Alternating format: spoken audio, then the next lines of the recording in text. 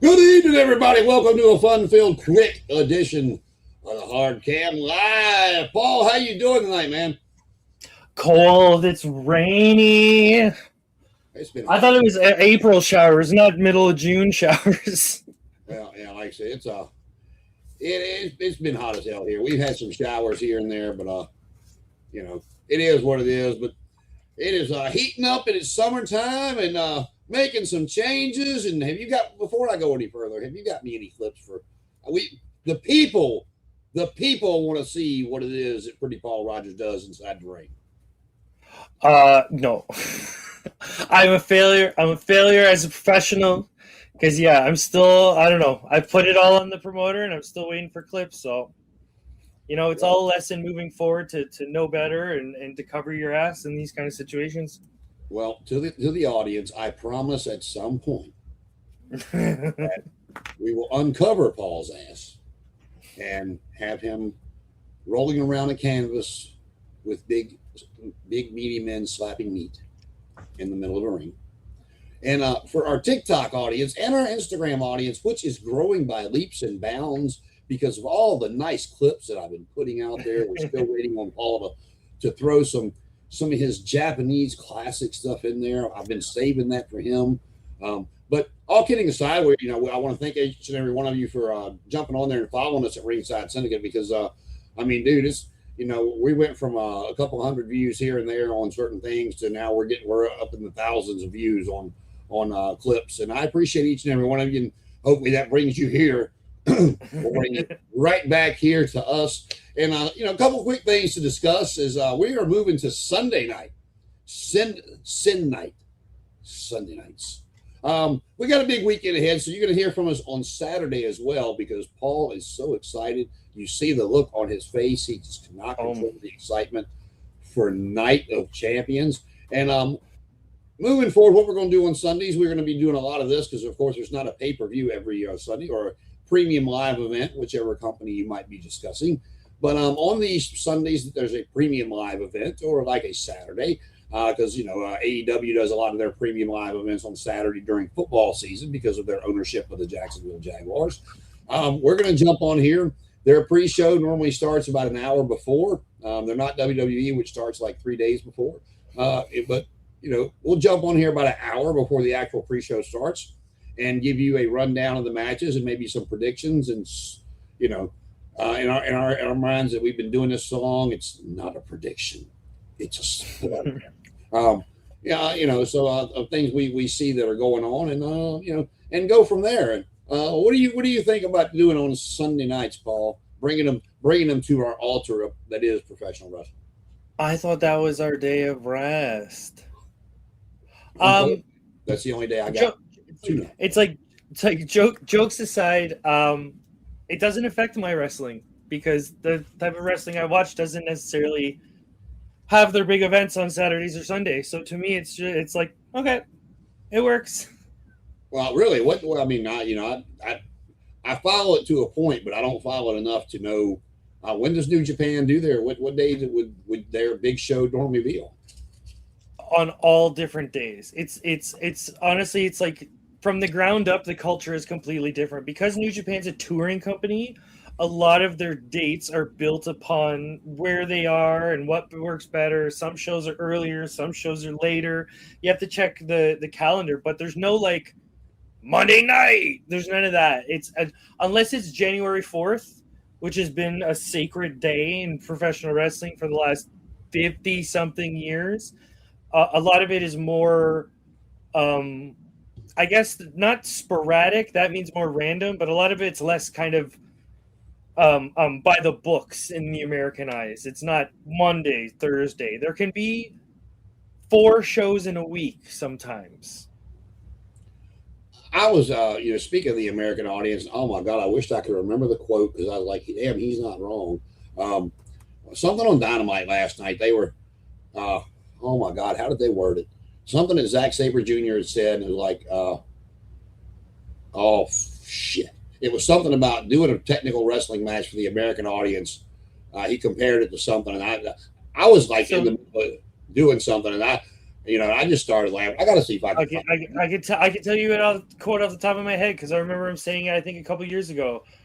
Doing technical wrestling for Americans is like performing Shakespeare for pigs. That's it. That was it. Yes. Much as this is hyperbole to kind of piss off fans because he can be a heel, he falls in the middle of that spectrum. To a degree, professional wrestling knows that technical wrestling doesn't sell in America. So every time they have these dream matches that are like professional wrestling dream matches, they always happen in London or Japan. They're either in Tokyo at Dominion or it was All In, where it was in London, where it was Zack Sabre Jr. and Bryan Danielson. Yes. I think a lot of wrestlers are cognizant of these reactions and go, yeah, maybe certain, I'm trying to think of a bad example, even though that, that's harder than finding a good example. But like, is Chicago gonna appreciate a technical masterclass? You know what I mean? Like, maybe that's a bad example because Chicago's a big wrestling town, but hopefully you understand what I'm trying to say, right? Like, is Albuquerque gonna like Hechicero versus Zack Sabre? You know what I mean? Are they gonna appreciate that catch as catch can style? Well, you stop and look at a lot of the, the American audience, the companies did it to themselves. Because if you go back in the annals of history, I mean, really, you talk about mat classes, people still talk about to this day. What do they talk about? The Flair Steamboat trilogy. They talk about Savage and Steamboat at WrestleMania, even though Hogan and Andre were the draw. And you go back with, we've talked about it before. You couldn't sell tickets to this thing now, but back in the 40s and 50s, they would have a 3-4 match card tops, and the main event would be 2 out of 3 falls lasting almost 2 hours, and of technical wrestling. I mean, technical wrestling, it built professional wrestling in the States, and was it ECW? Was it Vince? I mean, where did we go wrong? Well, even when you look in the history books, if you compare American wrestling to like British wrestling, even Japanese wrestling, like in the period, that's not technical wrestling. Like if Memphis was compared to Rollerball Rocco, you'd go, that's not technical. You know what I mean? There's always degrees of where you can go, but like those are specific styles that, like, even Mexico, they can appreciate some technical stuff, but Mexico's so over the top that they'd rather something silly and ridiculous that looks cool, that's kind of not logical, and they're like, screw it, it's awesome, let's go. Yeah, I mean, we'll talk about it more, of course, on Sunday before the show, but I saw on Dynamite last night, I didn't even know the Bucks were, it's logical the Bucks are wrestling at Forbidden Door, but they've got them in a triple threat tag team match against 2 lucha teams. Mystico's one of them, with a partner, and another lucha team. I forgot off the top of my head what it was, but I just said, well, there's the spot fest for the night, because they're gonna go over the top to entertain. Got to look for it now, don't you? Well, now I'm curious because Mystico's tag team partner is El Desperado, and if it's El Desperado coming, you're not necessarily going to get a lucha match. Mystico, Masquerada Dorada, yeah, and Shingo Takagi is not a lucha. T10 is a lucha. Shingo's a big beefy boy. He's like 200 pounds, kind of thick. He throws lariats. That's what he's. Oh, cool. But we go back, like even not disparaging any 3 of those teams. I've said it before when we've had people on other shows that we were on, just talk about how bad they hated the Bucks, and the Bucks for what they are, they're a spot team. That's what they've always been. That and they've been good at it. They've been very successful at it. They were offered WWE contracts. They didn't go, kind of like the Briscoes. But, go back to the original Briscoes, Jack and Jerry, when they had their matches with Steamboat and Youngblood, the Andersons, and you move forward with the Midnight and the Rock and Roll and the Fantastics and the Midnights, Tully and Arn and the matches they had with certain teams. I mean, all those were in what was considered here as technical wrestling at the time. Mm-hmm. And even in ECW, what got a lot of the fanfare, that made the audiences, like outside people sit down and not the what the hell are they doing type stuff, but like make the wrestling fan look was the Guerrero Benoit matches, the Dean Malenko, the Rey Mysterios when they come in. And it wasn't the the Sandman's entrance was cool, but it's like with the Ultimate Warrior, the bell had to ring. And that's nothing against him. That was his gimmick, and God bless him, he made a good living at it. Taz could wrestle to a point. I mean, his suplexes and the stuff that he did got him over well, and then he went to the land of the giants and was Vince looked at him as a 5 foot whatever he is, but he was also 5 foot wide. He could legit choke you out if he wanted to, but he went to the land of the giants, and Vince was like, this guy, no. Vince put him right where he thought he belonged, and that was on the commentator table. And I've always liked Taz as a commentator, but I liked his ECW gimmick. I ain't gonna lie, I popped that one night because he retired because of the neck injury, because the doctor told him he was going to have the neck surgery, and the doctor in a brief, if anybody ever remembers the story, Taz told that the doctor looked at him, and it was a conversation that he said he didn't even ask the question, it just came up, was the doctor looked at him and basically said, if you never step foot in the ring again, you won't have to have the surgery. It'll heal on its own and you'll be fine. And he was like, wait a minute, I don't need the surgery if I just quit wrestling? He was like, yeah. He's like, I'm done. Okay. And that's an easy way out. Yeah, well, a lot of people couldn't have done that. I mean, a lot of people just can't walk away like that. Shawn Michaels, for all the stuff you hear about him in the 90s and then changing and coming back, they had been after him for years to come out of retirement. And he was at peace with the way he went out. He got to come back from an injury that nobody thought he would come back from and have another incredible run. And was it his first run? No, because the business had changed by the time he got back. The NWO had been a thing, blah, blah, blah, blah, blah. But he came back and I think Triple H said it best. He goes, he said when they locked up, he said Shawn was worried about not being able to perform and give a good match. And he said he knew as soon as he locked up with him, he was still the best he'd ever seen. And for a guy to take 4 years off, I mean, that match they had at SummerSlam might not be your cup of tea, but for a guy that hadn't touched a ring in 4 years, I mean, I thought he performed pretty damn good. But most people can't just walk away like that. But anyway, I think it was the second ECW pay-per-view WWE put on, and they actually they were doing something and they hit Taz's old music of "Beat Me If You Can, Survive If I Let You," and he come out in the old black Taz singlet with the towel wrapped around his head. And I believe it was Kurt Angle he choked out. I could be wrong. You can find it on the internet. I think that was his first Fed opponent, or that was his first interaction in WWE. But this is after he had already retired. When he was done. Oh, gotcha. Okay. He didn't take a bump. He just come out. And everybody popped when that music hit because they were back in the Hammerstein Ballroom. And, he come out with that towel wrapped around his head looking like Taz from the old. And I want to say it was Kurt Angle, but it could have been somebody else. But he put him in the choke and choked him out. Didn't take a bump, didn't take a punch, nothing. He just come out to that, come out to his old music, got that pop, put the choke on, que sera, sera, he was done. So, but like I said, a lot of people just can't walk away like that. But, so I don't know. Technical wrestling. I mean, but you talk about the nights. Now, I'm not going to spend too much time on it, but it's to me, it's like the match qualities and the match stuff that we get here. You would have big events on Sundays, but you would also have big events through the week. We talked about it. Starrcade was on Thanksgiving, and it makes sense because, when I first got into the bar business, I'd been there probably 3 or 4 months, and the owner had taken a liking to me. And he came up and he looked at me and he said, "Jason, come here and ask you a question." I'm like, Yeah, what do you need? He's like, if this was your bar, I said, oh dear God, what do you want? He was like, no, I'm being serious. If this was your bar, would you open Christmas night? I'm like, I'm going to regret this answer. And I just kind of took a deep breath and I said, yes, I would. And he said, why? I said, well, you've got two kinds of people out there when it comes to the holidays. You've got people that A, have no family and they're sitting around, woe is me, feeling sorry for themselves. Or B, people that have family and they're like, I got to get away from these fucking people.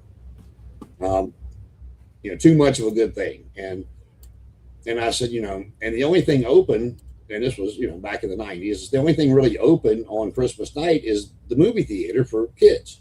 Take your kids to see a movie. I said the adults, especially the adults that don't have any family or their family's out of town, they can't come in.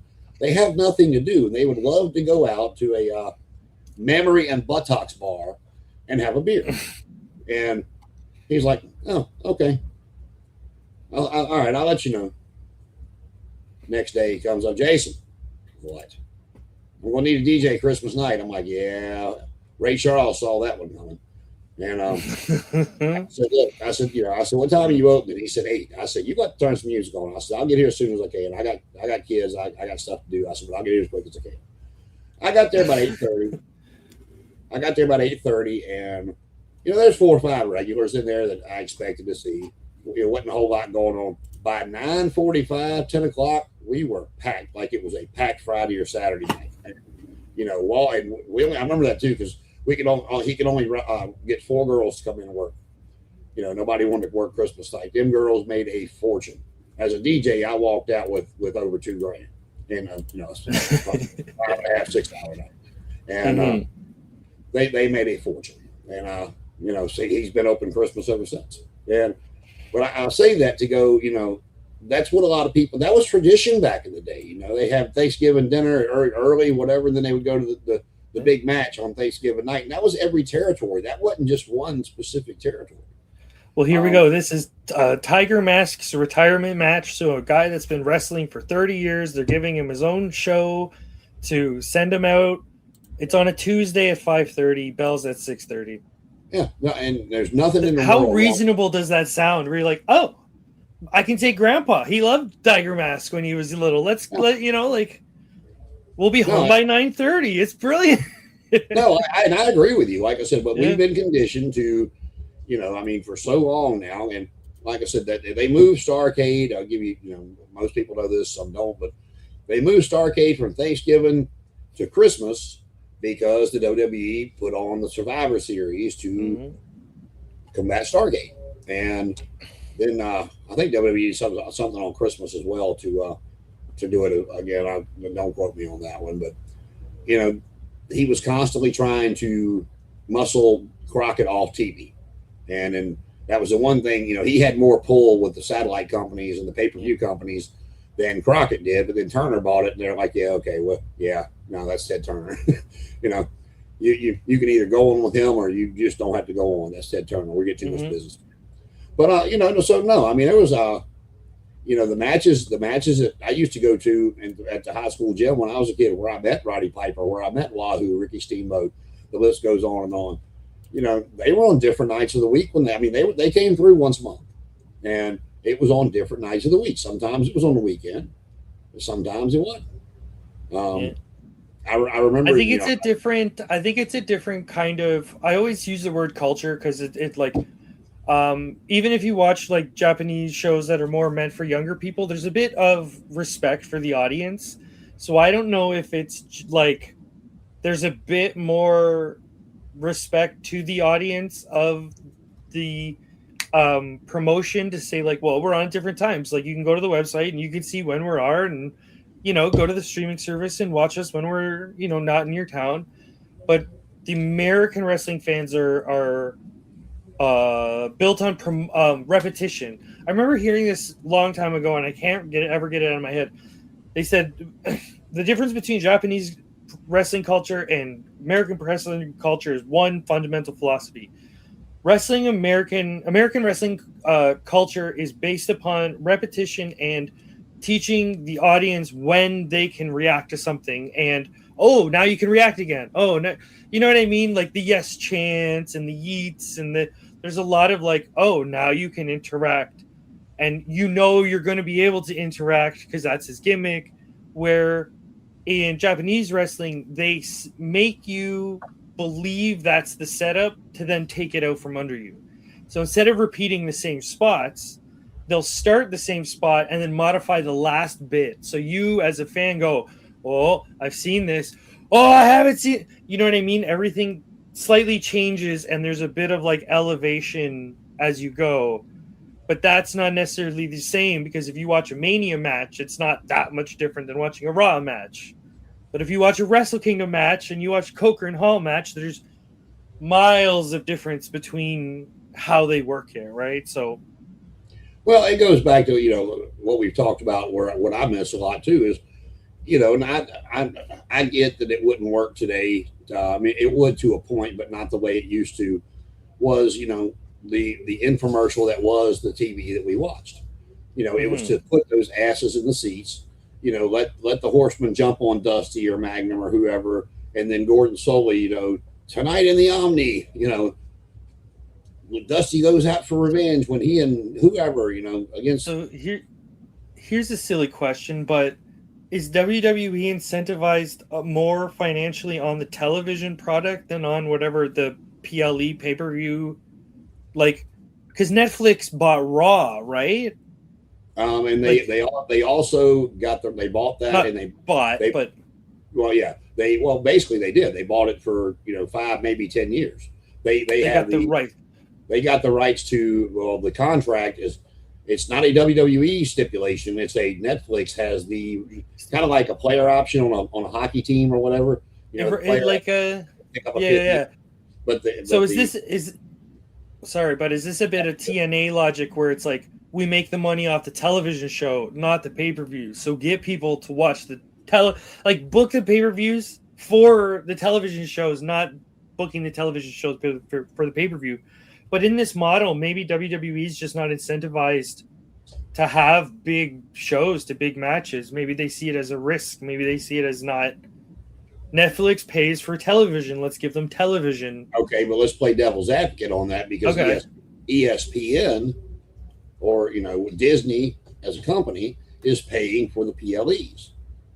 Oh, okay. So there is an incentive financially to. It's that rights deal, because the PLEs, they had that deal with Peacock, and so you Peacock, still have to have strongly performing PLEs. You can't abandon them.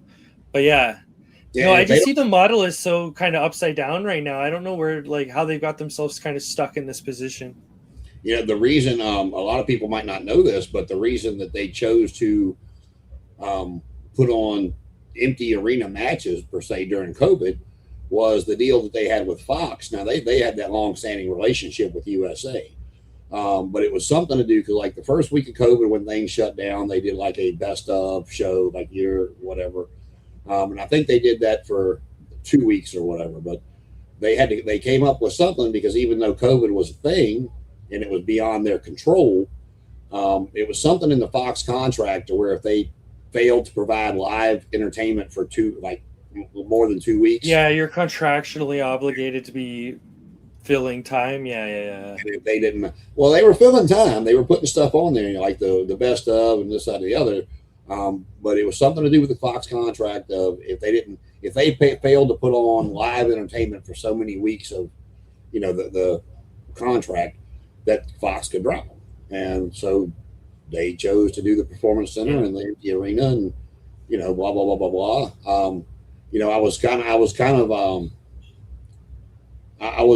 was a lot better once they picked up the NBA model of the Thunderdome and had the computer people in the seats. I mean, because like that Mania, that Mania was Charlotte and Rhea stole that. That was the best match in my opinion. Those two nights. But it just, I mean, it's like Brock, dropping the title to Drew, and I was glad to see Drew get the belt, but I felt bad for him not getting it in front of an audience. And it's like that match was like 4.5 minutes long. I mean, and Drew went. Drew not only wins the title, but he wins it from Brock Lesnar with nobody there, and basically you notice when Brock loses, it's pretty much, he gets Brock don't lose. Brock gets squashed when he loses. You learn quickly how much of the WWE product is not necessarily the WWE itself, and is sort of borrowed from the crowd and the culture. Because like you have these big WrestleMania moments where everybody goes crazy, but if you have that same moment and take away the crowd, everyone's gonna go, "Oh, that wasn't that good." Like if you took the Brock Oba match where Brock took his boots off and left, and you put that match in front of no one, is that still, you know what I mean? Does that adjust your sort of temperament on the moment? Well, and no, I agree, because you go back, as good as people talk about, like, I would be remiss to find one that I like better, because off the top of my head, my favorite Mania match was 25 with the first Taker Michaels match. Okay. But you take the crowd out of that match, it would still be decent to watch, but the crowd's, when Michaels is kicking out of the tombstone, when nobody kicks out of the tombstone, not just once, but a couple of different times, and the looks on Taker's face, like, he was selling his ass off with those looks, like, he couldn't believe Michaels was kicking out, and the crowd did that, the crowd, and you go back to Austin Brett when they did the double turn. Does the double turn happen without the crowd? No, it doesn't. And yeah, to be fair, that moment's a little bit more centered on like crowds reaction. So I get that. Yeah, I totally get that. I mean, I'll never forget the best COVID match ever. Like that was, they set a bar. I can't remember where in the timeline it was. I just know COVID hit, everybody shut down. And they had one event in New Japan where it was like only the cameramen and a couple announcers and a couple wrestlers, and El Desperado and Ishii put on like a 27-minute barn burner, and people had to stop and kind of step away because they're like, that was the best match I've ever seen, and no one was there. It's like an old Wild West story. You're like, I was one of the 17 people there for this match. Like, but it's weird how like you can put on these big epics without it being reliant on the crowd if you just know how to play the emotion of the viewer.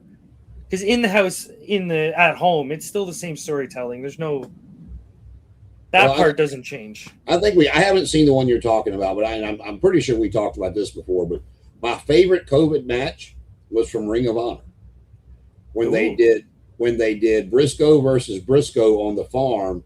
They were him and Mark and Jay were arguing. Oh yeah. And Papa Briscoe was following him around, and one of the spots I remember, because Mark Briscoe, if they let him beat Mark Briscoe, he's great. And like they were fighting around the farm, and they get to this pickup truck, and there's a damn wrestling table, the folding table that they put people through. Mm-hmm. And Mark looks at the table, and he starts pulling it out, but he stops and he looks right in the camera and he goes, "Oh, look, a table. How convenient." And I just started busting out laughing. I mean, but it was very entertaining. Papa Briscoe did very well for somebody that's not, an everyday performer per se. Mm-hmm. And, it was just, you could tell they were legit beating the shit out of each other on the farm, which has probably happened on definitely more than, and sometimes that's what you have to do to tell that story, is you, instead of having the crowd there, you have to be physical. The slaps mean more. When you hit a lariat and your arm hits the chest, that slap means more.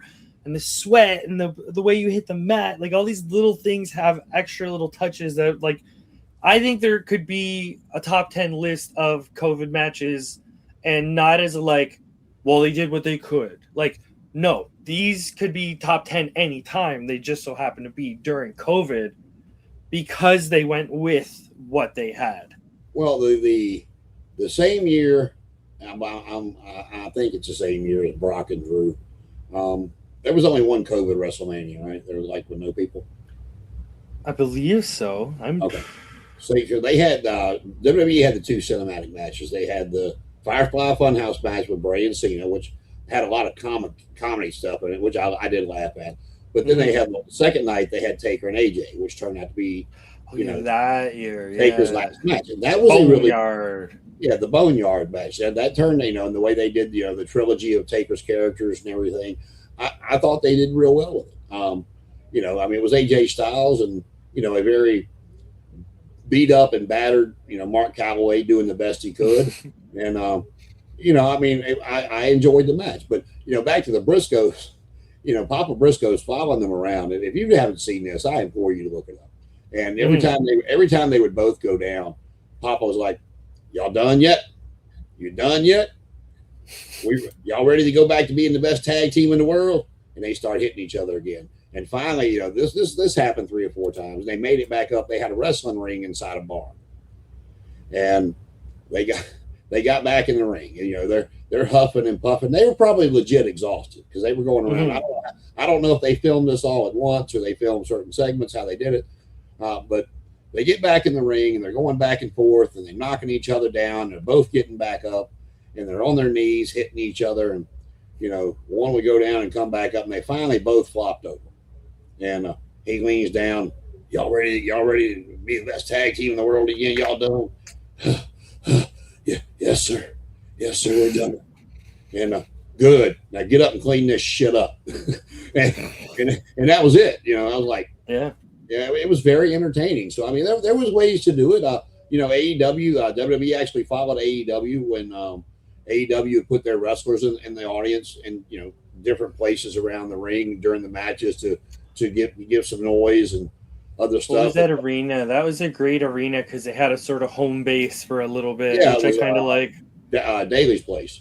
Yeah, which I think they're tearing down to build something else for the Jaguars there. It was the closest thing that they had to like a Coker and Hall in America for AEW, and I thought that having that element of like a home base, something that gives that cozy kind of feel for when you're watching matches, like it's what's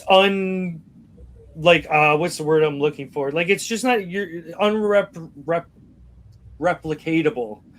It's not easy to just go boom, here's a hall that's been with us for 20-30 years, you know what I mean? So I think it had a little bit of a chance. I always enjoy those ECW pay-per-views because I like the 3,000 people audience.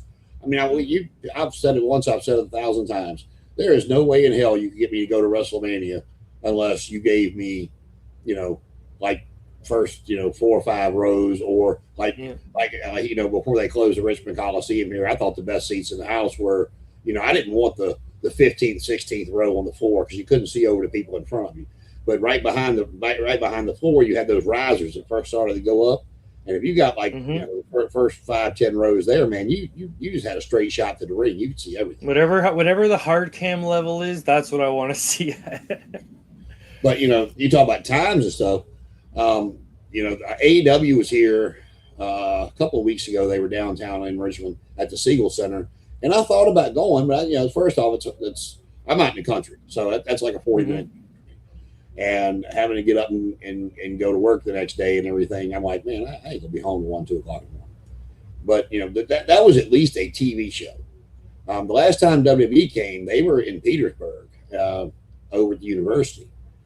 And it was just a house show. And I thought about going. But again, it was, number one, it was late. And even if it hadn't been late, there was no way in hell I was paying $200 to go to a house show. Just wasn't doing it. Yeah, no, that's... Because even when I went to the Fed maybe 10 years ago, maybe more, it was like... we had the cheapest seats and they were $75 each, which was an ouch number to... Because now you want to buy a T-shirt, now you want to buy a soda, and you're like, oh, I've spent $200 by myself. Well, yeah, the last one that we went to, I've talked about it before. It was nostalgic for me going back to the Greensboro Coliseum for the first time in decades to go see Sting's last match. It was nice to be there. The pay-per-view, in my opinion, was way too long, which I've said about AEW before, which is why I prefer to watch it in my living room versus the arena. But they had a Sting figure that was numbered and in a case and signed that was $200, and I'm like, yeah, okay, take my money, give me the damn figure. Plus food, plus gas. Between tickets and all, we probably, and me blowing money at the souvenir stand, because I got that and I got the Sting mask. It was like $30, and was that something I would buy every time I go? No, but it was his last match, and I don't know Sting personally, but I've heard of the person, and I was pretty sure that Yeah. you could trust him that would be his last match. Mm-hmm. So I wanted something from that, and like I said, plus it was autographed with the little certificate of authenticity from it and all that happy stuff. So, but again, I agree with you. Nights it can be on any night.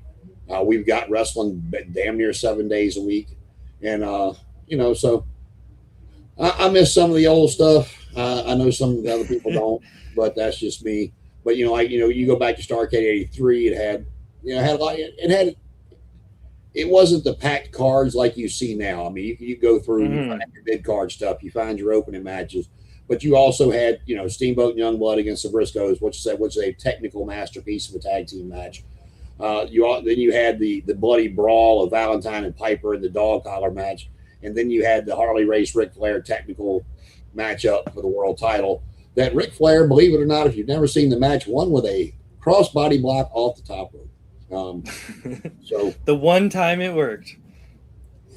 But the last thing, and then we'll get out of here before I do my little today in pro wrestling history. The only really news I want to cover with you. Have you heard that TNA is supposedly up for sale? Yeah, we've heard lots of rumors about TNA. Yeah. Mike Santana reported he's apparently getting interest from WWE. Joe Hendry just made his return this past Monday on Raw, and I don't know. Tony Khan come out in the interview, said he wasn't interested. To me, with the partnership with the WWE, it looks like they would be the ones to buy it, in my opinion. But not that I think it would happen. But what if old Vinnie Mac come in and being as they have that contract, that 5-year partnership with WWE, swooped in and bought TNA? I think that might actually be the one thing that kills TNA, because as much as people have been holding off on how should I say this? As much as the company's been sort of surviving, it's been surviving as we're not WWE. You can watch something else, and it's an alternative, whatever. I hate that phrasing, but I think if Vinnie Mac bought it, bang, it'd be him shooting himself in the foot. Well, two things. It'd be, first off, how much they want for it. But you might be right in the long run, but I think at the short term that people would be clamoring to get to the TV to see what the old man had to say and to see what he was going to do. I mean, I guess, but is Vince McMahon the Vince McMahon that we know to the young generation? He can't be. What is he, 82 years old? 84? No, I know, but what I'm saying is if Vince McMahon comes on the TV, you and me go, oh, it's Vince McMahon. But does a 22-year-old fan go, whoa, Vince McMahon? Or do they go, okay, it's the guy? You know what I mean? Do they have the same relationship? Does it pull? I know it's the old 18 to 40 male demographic we're trying to pull, but they don't know him the way we know him, but they've heard enough about him, especially the past couple of years, to where they've asked questions, looked him up. Steve Austin still talks about him. There's other people that still talk about him in a positive light. So I think they would at least tune in for 2, 3, 4 weeks they would tune in longer than you and I did when TNA went to AOC. We have yet to watch another episode. I think it will help TNA as much as Vince Russo going to JCW. That's sort of my impression. I think it's going to be like a I don't know. We don't really. Don't mistake me what I'm saying. I'm not saying he would jump in and they would just automatically overtake AEW, WWE, whatever. But it would get more interest than the product has ever had for a little bit. Here's why though. You got to take into consideration this. All the fans that have been shitting on Triple H, not realizing that he has people to answer to, saying we want Vince back, and then you take all the fans and whatever they're going to do, but Vince McMahon coming back and buying a wrestling company. What has Vince McMahon not been in since they let him go because of this Janelle Grant situation? He hasn't been in the public eye. He hasn't been in the spotlight. So if he goes and buys another wrestling promotion to try to whatever he says, if he wants to use his NWO line, I'm buying this what I created. Okay. It's going to get national news coverage. Now, how much, I don't know. But, I mean, in ESPN being part of Disney, I think they would even cover it, to a certain extent. I know Pat McAfee would talk about it on his show. I'm almost positive Stephen A. Smith would talk about it on his.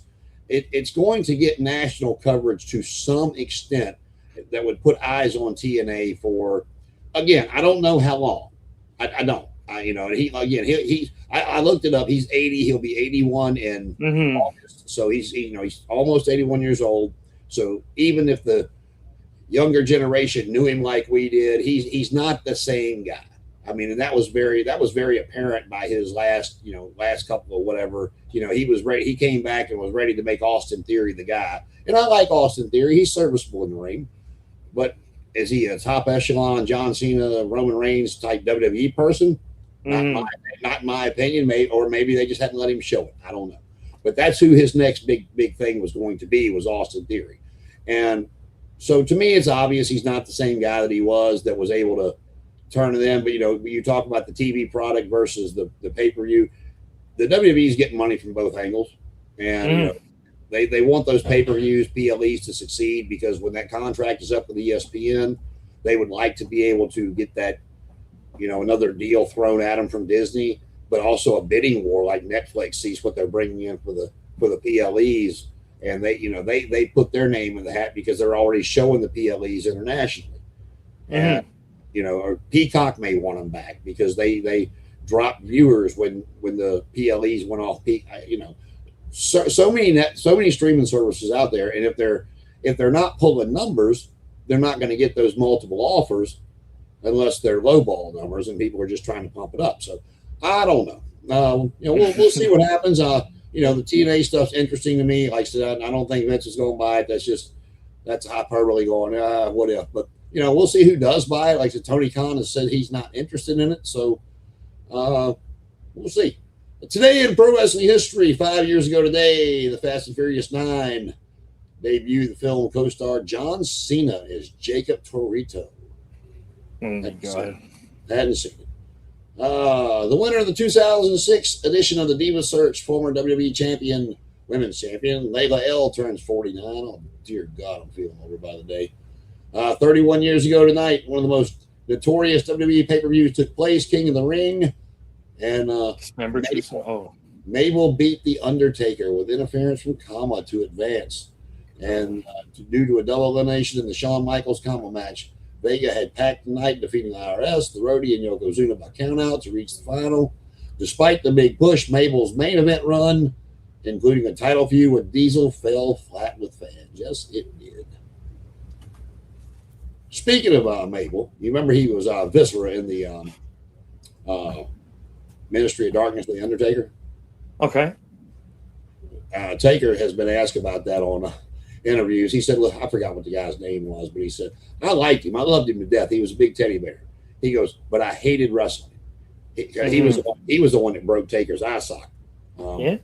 And he goes, I wanted him in the ministry simply so I didn't have to wrestle his ass. I was like, well, that's fair.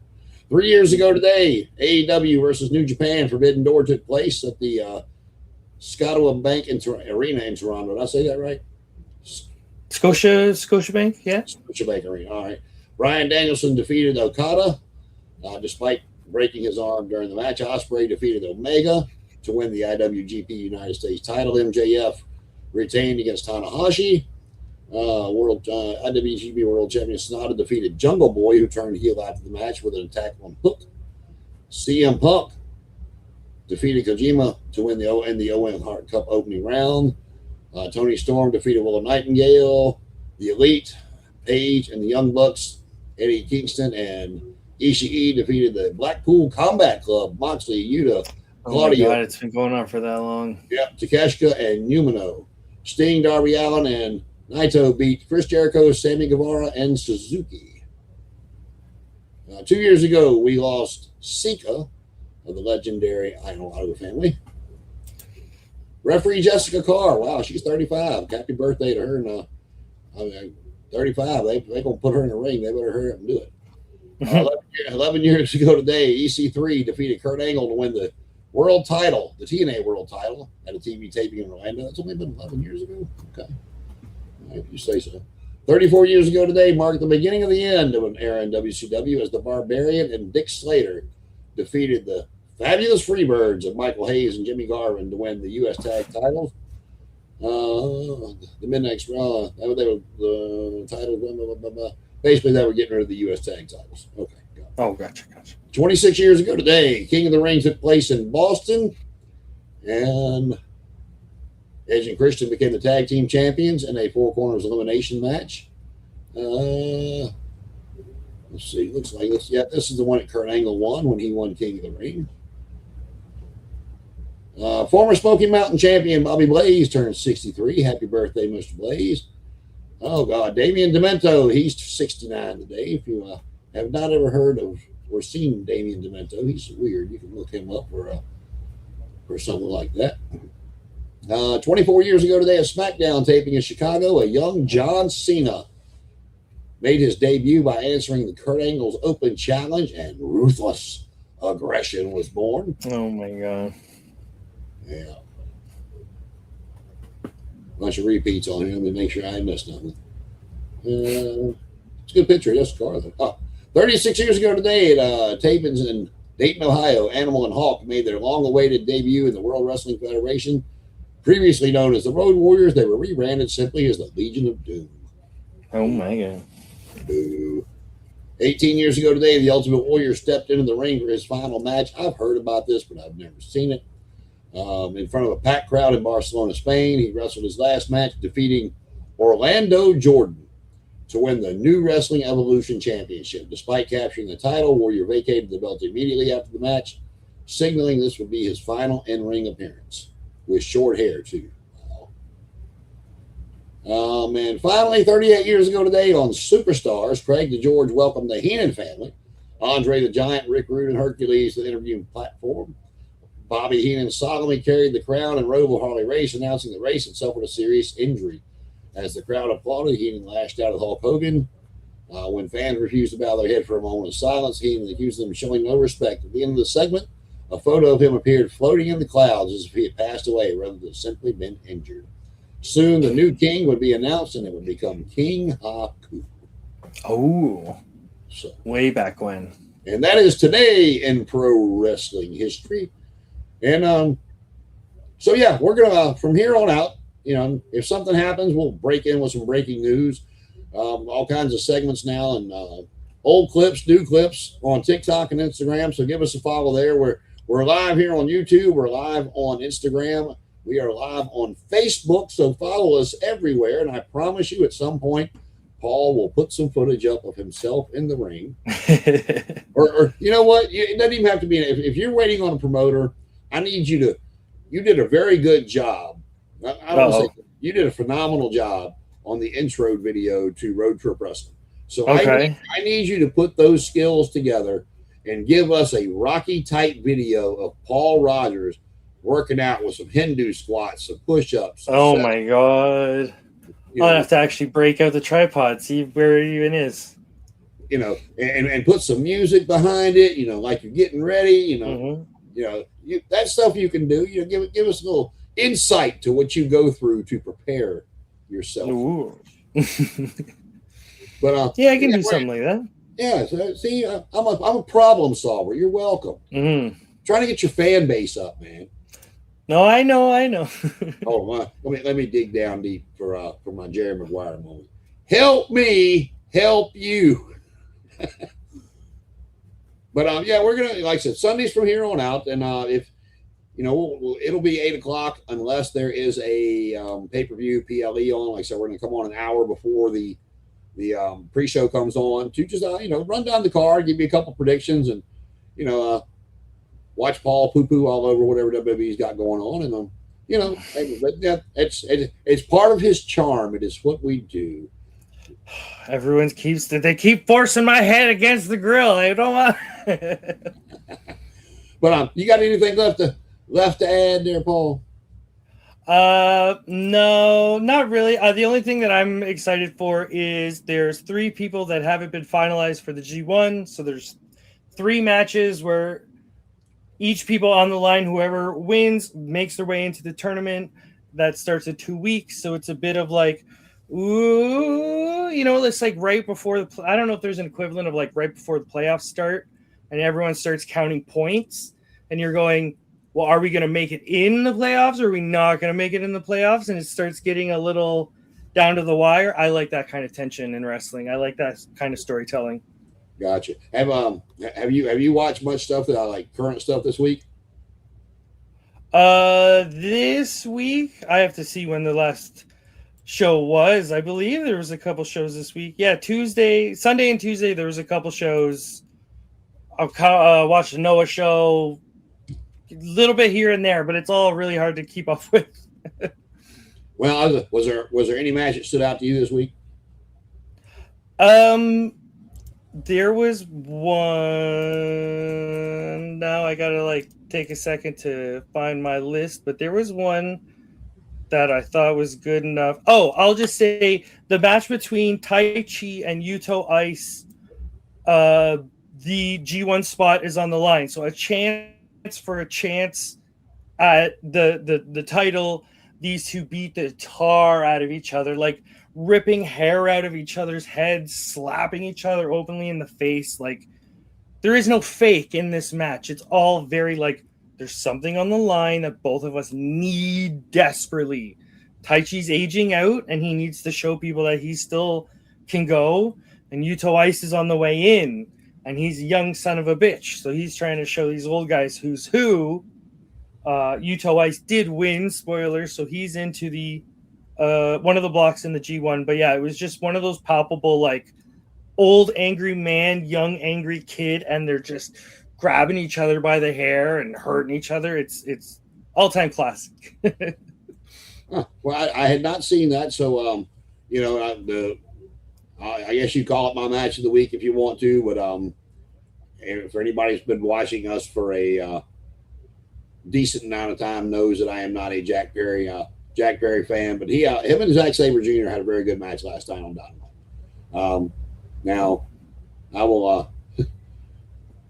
I'll give Jack Perry the benefit of the doubt and say that it was 40% him and 60% Zach. When the back of my head wants to say it was probably 85 to 90% Zach, putting him in the right place at the right time. But I'll give old Jungle Jack benefit of the doubt. But I'm not a big Jack Perry fan. I never have been. Not a big fan of the Lucha Express. Not the Lucha Express. You know what I'm trying to say. But they had a good match last night. I just never found Jack Perry to be that entertaining. So, but very good match. I loved his House of Torture run because he's a little guy and you can make him a sniveling heel with lots of cheating and lots of people to help him, and it's perfect position for that kind of wrestler to be in. Yeah, and then he flexes. He cheats and he flexes, and it's it's so good. Yeah, there's some of that stuff that I saw, and if you were going, keep him around after the CM Punk stuff, which they did, which is fine, doesn't matter to me one way or the other. But the whole scapegoat stuff that they sent him over to Japan to do, I thought it was brilliant. And then they just brought him back to the States, and it was just like nothing. It was like it was all for naught. And they don't have the same application of their roster as they do in New Japan. It's just not the same framework. So. Well, like I said, it was a good match between him and Zach. They they went to beat him up some more, and here come everybody running out, and then Kenny Omega just got on the mic and ruined it all. But Zach threw a little shot partying out about make sure to keep your inside straight or not to get any intestinal problems between now and Sunday. That was his parting shot. But funny segment with the dog. Funny segment with the dogs and Edge and Christian last night. They're fighting through, and the Bucks are trying to give an interview, and the Bucks are just like, y'all good. Yep. They keep fighting. So, Dynamite was pretty good last night. Main event. I don't know what that main event was. It doesn't matter. But, so yeah, it was a good episode of Dynamite last time. Like I said, when they said that line about Zack Sabre, what he had said about American wrestling audiences, technical wrestling, I'm literally sitting there. Oh, he said that years ago. That's a recycled line. Yeah, but I'm sitting there cooking something. I'm just stopping. I'm like, he ain't wrong, and I kept on going. But all right, so you got anything else before we get out of here? No, that's it. That's all. Just excited for the G1, and that's bloody 2 weeks away. So I'm gonna sit here biding my time until then. Well, you've got Night of Champions to keep you. Oh, good. Well, all right. He says he's done, so I guess it means I am too. For Paul, I'm Jason. No gimmicks, just wrestling. We are the Hardcat. We will see you Saturday at 1:00 for the countdown to Night of Champions, and we'll be back on Sunday for the countdown to Forbidden Door. So until then, we might go take a road trip, but we'll see you next time.